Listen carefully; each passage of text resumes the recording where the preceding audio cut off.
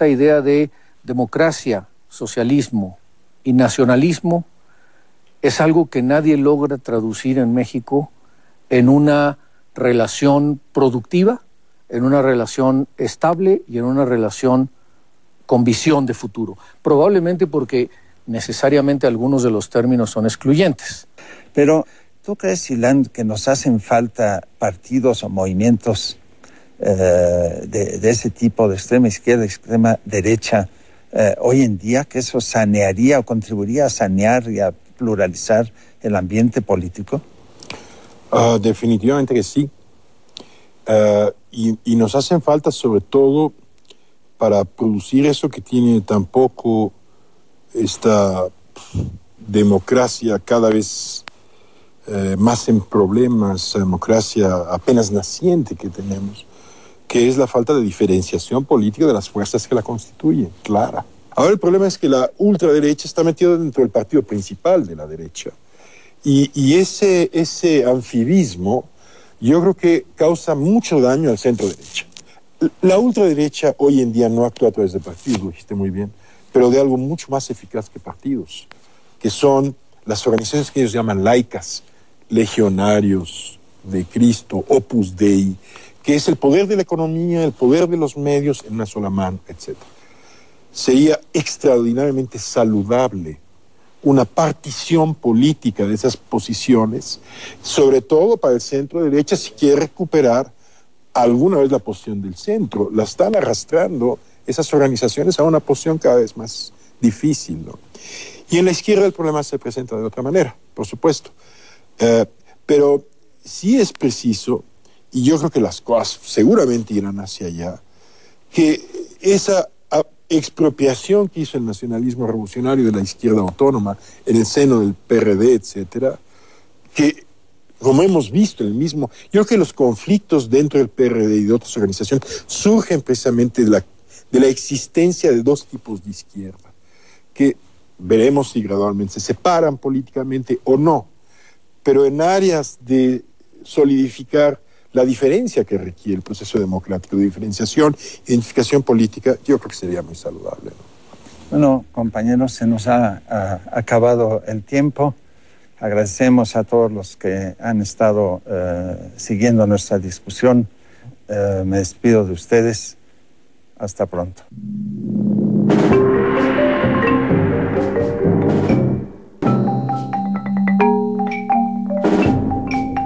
Le damos la bienvenida a Discutamos México, esta forma de celebrar nuestras fiestas patrias. Hoy hablaremos de la diversidad, de los partidos emergentes y de la necesidad de que México se asegure un futuro plural.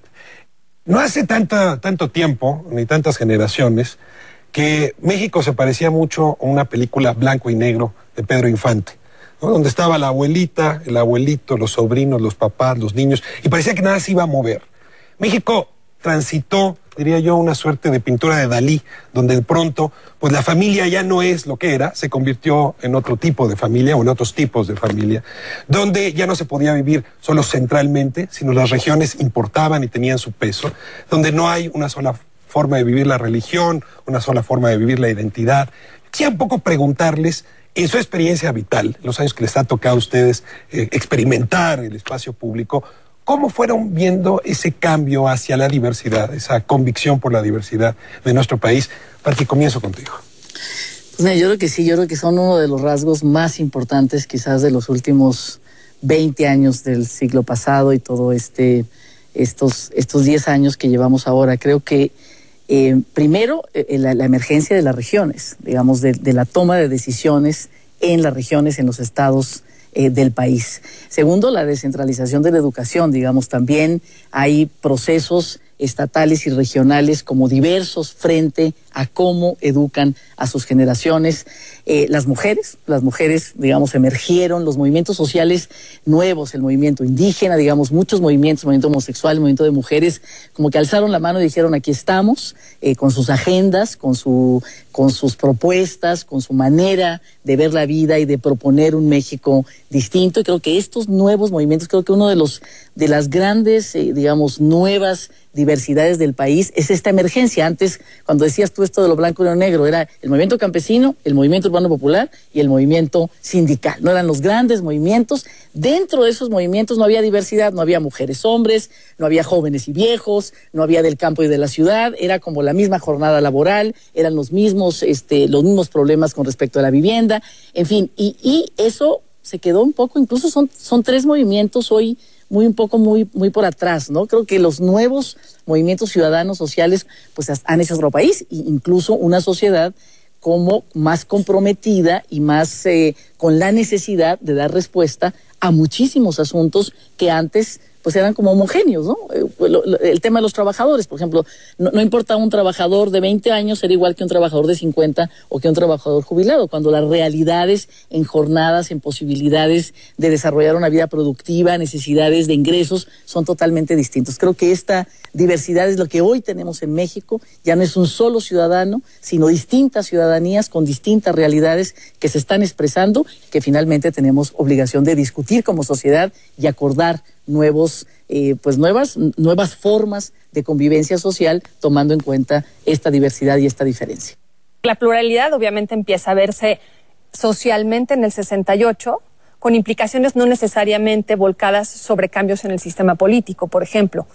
Pero ya en el 70-76 empezamos a ver cómo el sistema político empieza a transformarse y empieza a intentar retomar esta pluralidad y darle voz y darle espacios de representación a esas diferencias. Y creo que en efecto el 94 ya nos habla de cómo hay incluso pluralidades que siguen marginadas, que siguen sin ser tomadas en cuenta y sin ser retomadas y que levantan la voz con diferentes mecanismos para decir también estamos nosotros y necesitamos que se nos escuche y se nos tome en cuenta. Creo que hay un ciclo histórico entre sacar de la clandestinidad a la vida institucional a jóvenes y a nuevas fuerzas, expresiones a partir de esta reforma que le dio el registro en particular al Partido Comunista, y de ahí una historia de nuevas expresiones, hasta el momento en que en 94, estamos hablando de cerca de 20, un poquito menos de 20 años, creo que no fue suficiente lo que pasó entre 77 y 94, porque el grito de basta y de tenemos rostro los sin tierra o tenemos el color de la tierra del zapatismo habla de un modelo social suficientemente excluyente para no darle la libertad a los indígenas, a los hombres y mujeres de Chiapas en particular, donde hay de los 4 millones de habitantes 1 millón de indígenas, más o menos, que tuvieron que recurrir a las armas y dar un grito de libertad, y que se convirtió en un ícono muy importante en los años por venideros. México está cambiando tanto que cuando una sociedad cambia de esa manera, pues tienes que darle expresiones. Todo el mundo empieza a pensar y empieza a decir, pues este es el camino, depende de la realidad de cada quien.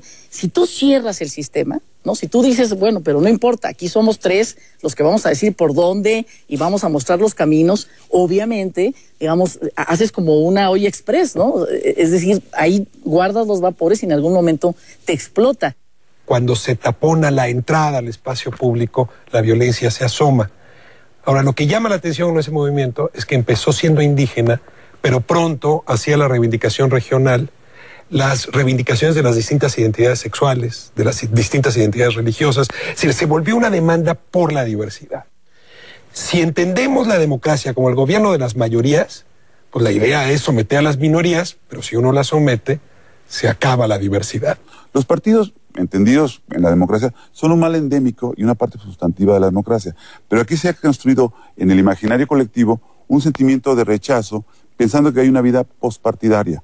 Y en ese sentido, al desacreditar a los partidos, ellos mismos nos incluyen en el declive de los partidos políticos